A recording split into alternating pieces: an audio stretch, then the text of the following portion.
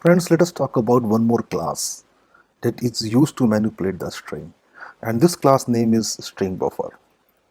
And this is a mutable class. That means when you call a method, it will mutate, unlike the string. Second one, the string buffer is a thread safe, so you can use it for the multi-threading purpose.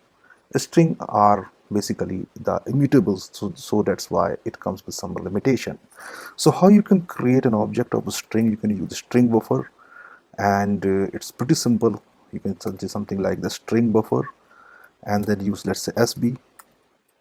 And how you can create an object of a string buffer? Pretty simple. You can use string buffer, and inside it you can pass the you can create a blank constructor, default constructor. You can use pass the char sequence. You can use the capacity, means how much capacity of a string that you need to pass. You can also use a string buffer. You can convert one string into another string. So let's say I'm going to use a string buffer, and here I'm going to use a username like this. And now when you print it as B, you can use here, let's say SB, and when I run it, you will see the output same as the string.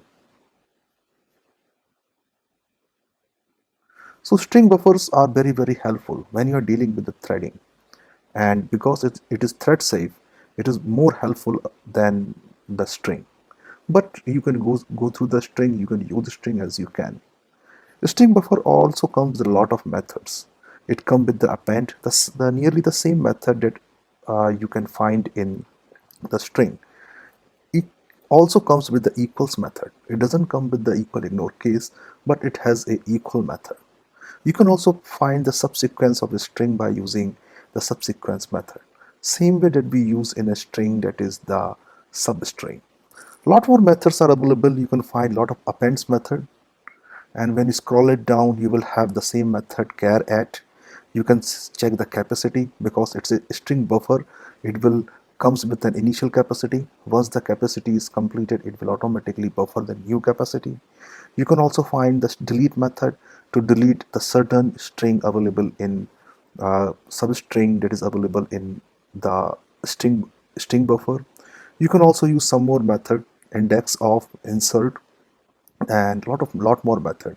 Let me use any one of the method. Let's say I want to find the length of the string, that I will do it in this way. So it is same method that is available in the string. You can use the same as here. So when I right click and when I run it, you will have the length of the string, that is the substring, like this. You can also use to delete a certain substring available in the string. Let's say sb dot delete. You can see I'm going to delete you can delete a substring, or you can delete a character.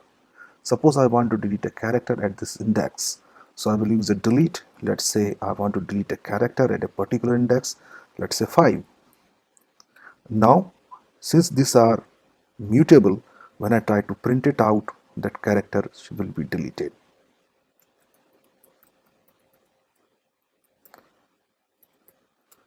That character will be deleted. Let me show you here, SB, and when I run it, you will have the same output. But because since these are mutable, so you will see GIRI as H has been deleted. This is not same when we deal with the string class. For example, if I'm going to use delete method, is not available in string, but it is available in string buffer.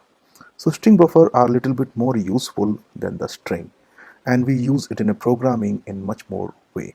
In the next tutorial, I will talk about the string builder class.